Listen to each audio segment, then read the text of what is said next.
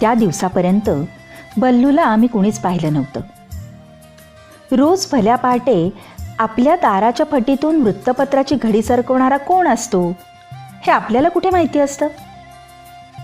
आपण जेव्हा गाढ झोपेमध्ये असतो तेव्हा कुणीतरी हळूच ते वृत्तपत्र आणून टाकतं एवढंच आपल्याला ठाऊक असतं. पण अगदी योगायोगाने त्या दिवशी वृत्तपत्रांची गाडी उशिरा आल्यामुळे रोज आमच्या दाराखालून पेपर सरकवणारा बल्लू आम्हाला भेटला.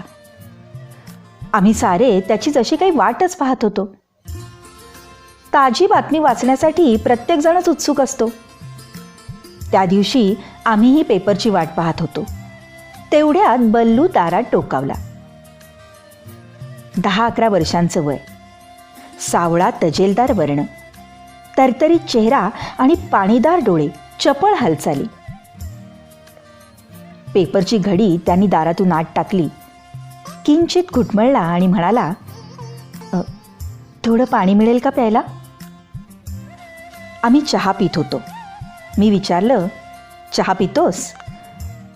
नको, पाणीच द्या.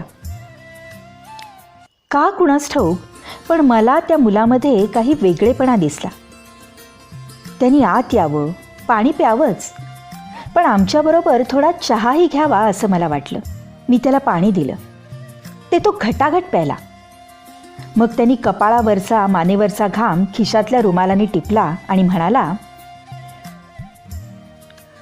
सकाळीच तहान लागली, कारण पेपर टाकण्यासाठी धावत गेलो ना घरोघरी. अरे धावत का जावं, सावकाश जावं. पेपर उशिरा आले ना. तुमच्यासारख्या साहेब लोकांना ऑफिसमध्ये जाण्यापूर्वी पेपर मिळायला हवा म्हणून धावत आलो. झालंच तर मलाही शाळेत जायला उशीर झाला असता. तू शाळेत जातोस? हो, 6वीत आहे. कुठल्या शाळेत जातोस? म्युन्सिपाल्टीच्या. तुझं नाव काय? बल्लू. छान आहे तुझं नाव, बल्लू. मी त्याचं नाव 2-3 वेळा तोंडात घोळवलं. शाळेतलं नाव बल्लव, पण बल्लूच छान वाटतं. बल्लू गमतीदार हसला तेव्हा त्याचे मोत्यासारखे चमकदार स्वच्छ दात दिसले. मग बल्लू काखेत पेपरांची चळत घेऊन लगबगीने जवळजवळ पळतच निघून गेला. जाताना हसत म्हणाला, जातो, उशीर होईल. नंतर बल्लू सकाळचा दिसलाच नाही. आम्ही सकाळी उठण्यापूर्वी तो पेपर टाकून निघून जायचा. पण एके दिवशी रविवारी तो अवचित उगवला. दुपारी 12चा सुमार होता. दूरदर्शनवर पशुपक्ष्यांवर आधारित चित्रमालिका लागलेली होती आणि घरातील लहान मोठे सगळेजण ती पाहण्यात रंगून गेले होते. तोच बल्लू येऊन तिथे हजर झाला. सगळ्यांबरोबर तोही ती मनोवेधक चित्रमालिका पाहू लागला. चित्रमालिका संपल्यावर मी बल्लूला विचारलं, अरे बल्लू, तू केव्हा आलास? आत्ताच. सगळे प्राणी पाहायला मिळाले, त्यासाठीच मुद्दाम इथे आलो. आणि झालंच तर बिल. हातातल्या फायलीतून आमचे पेपरचे बिल काढून माझ्या हाती देत तो म्हणाला, तुला आता बिल गोळा करायचं काम मिळालंय वाटतं. मी त्याच्या हाती पैसे देत म्हणालो, म्हणजे शेठजींनी तुला बढती दिली. बल्लू पूर्वीसारखा प्रसन्न हसला. त्याचं हास्य खरोखरच फार सुंदर होतं.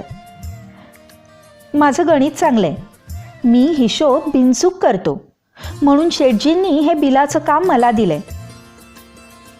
किती बिलं बनवतोस? मी 50 बनवतो.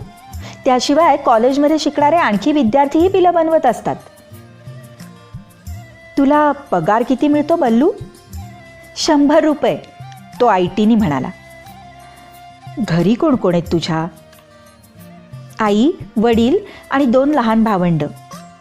वडील गिरणीत होते, पण संपात त्यांची नोकरी सुटली. जणू काही मी पुढचे प्रश्न विचारीन हे ओळखून बल्लूंनी सविस्तर माहिती दिली.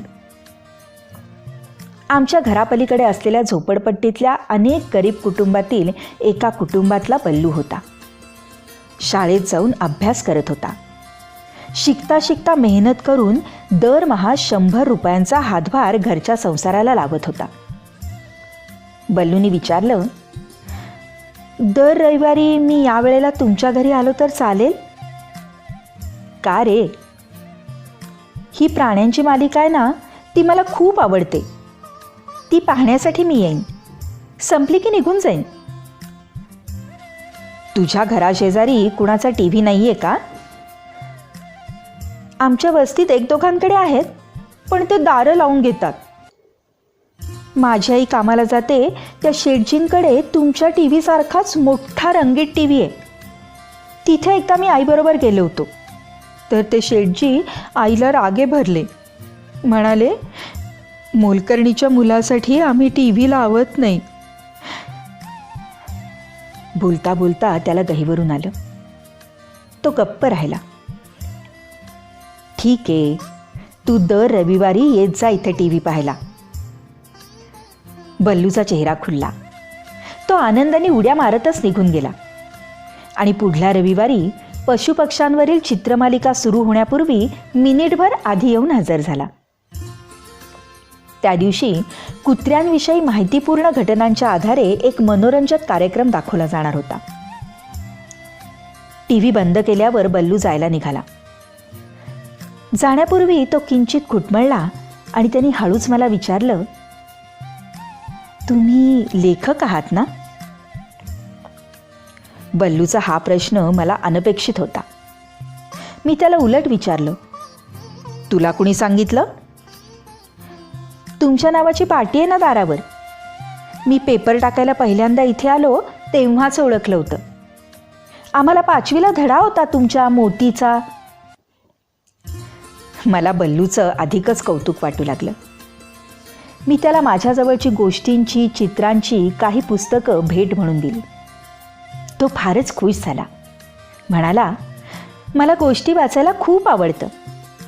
त्यानंतर बल्लू दर आठवड्याला आमच्याकडे TV पाहायला येऊ लागला. अधूनमधून तो बिलाच्या वसुलीलाही येईल. हल्ली तो सकाळी पेपरचं वाटप करत नव्हता. त्याची हुशारी पाहून शेठजींनी त्याला वृत्तपत्रांच्या गाडीतून आलेल्या निरनिराळ्या पेपरांचे विभागवार वाटप करून त्या साऱ्याचा हिशोब ठेवण्याचं अधिक जबाबदारीचं काम दिलं होतं. बल्लूच्या वयाच्या मानाने ते काम जोखमीचं होतं, पण बल्लू ते दक्षतापूर्वक आणि प्रामाणिकपणे करत होता. जेव्हा त्याच्या वयाची मुलं साखर झोपेत असत, तेव्हा बल्लू आपल्या कामात गुंतलेला असे. TVवर प्रदर्शित होणारी पशुपक्ष्यांवरील मालिका बंद झाली तरी बल्लू आमच्याकडे अधूनमधून येतच राहिला.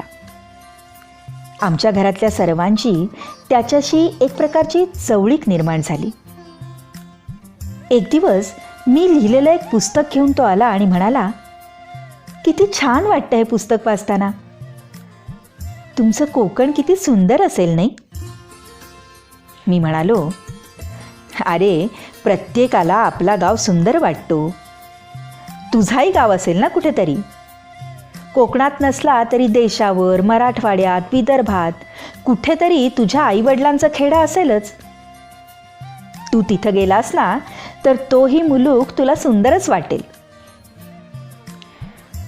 आम्हाला गावच नाही, तो उदासपणे म्हणाला. माझे आईवडील खेडं सोडून मुंबईला आले त्याला खूप वर्ष झाली. माझा जन्म तर इथलाच.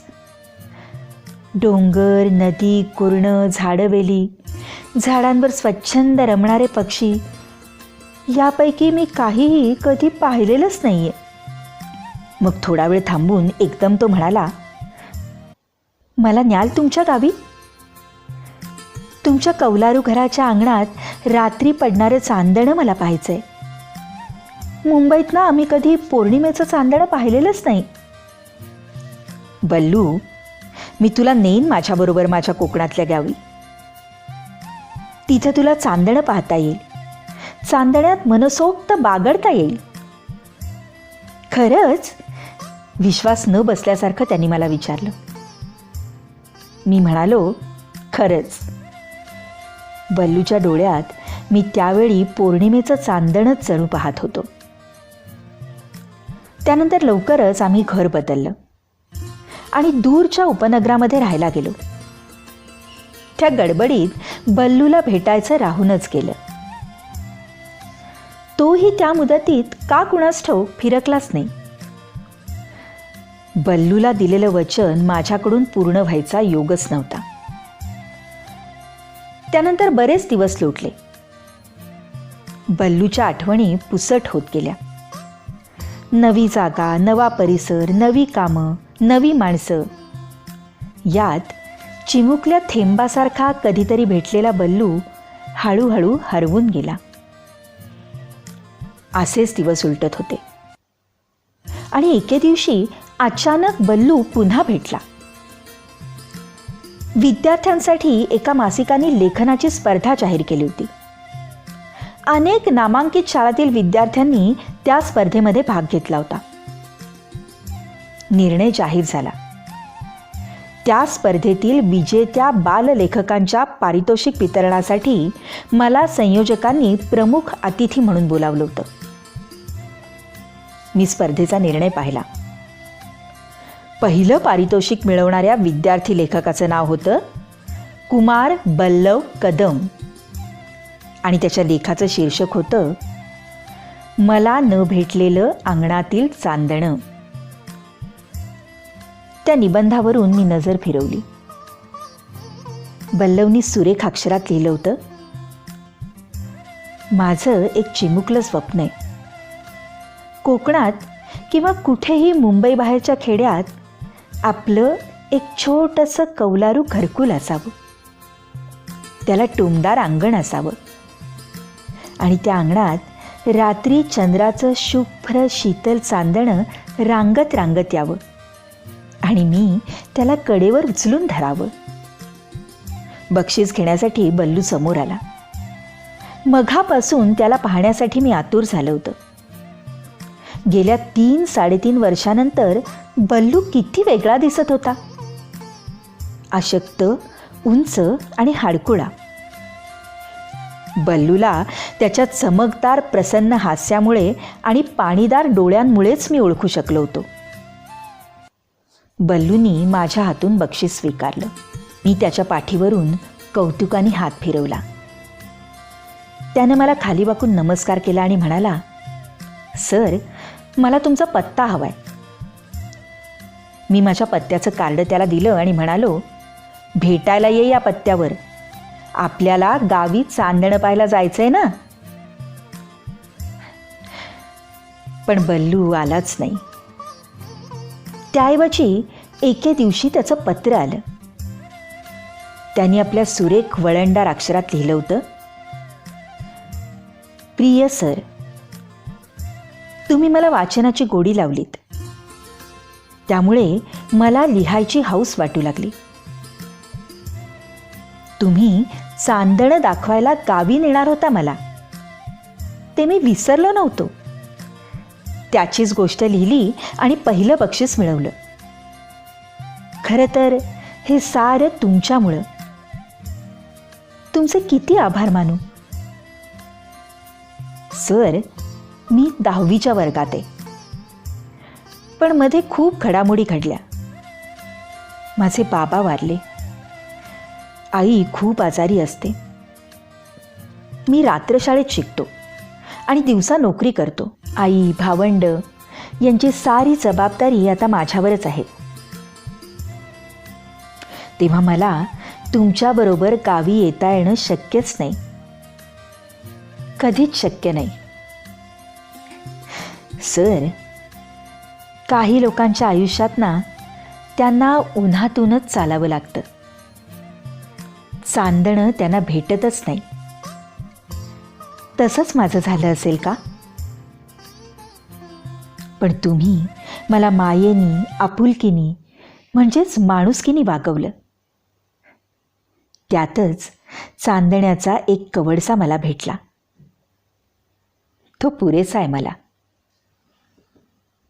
तुमचा नम्र बल्लू उर्फ बल्लव कदम. मी पत्रावर बल्लूचा पत्ता शोधू लागलो. पण बल्लूनी पत्ता लिहिलाच नव्हता. तुम्हाला आमचा चॅनल आवडला असेल तर जरूर सबस्क्राईब करा आणि लाईक करा. आणि हो, जर तुम्हाला तुमच्या बालपणीचे आणखीन कुठले धडे ऐकायचे असतील तर कॉमेंट बॉक्समध्ये जरूर कॉमेंट करा.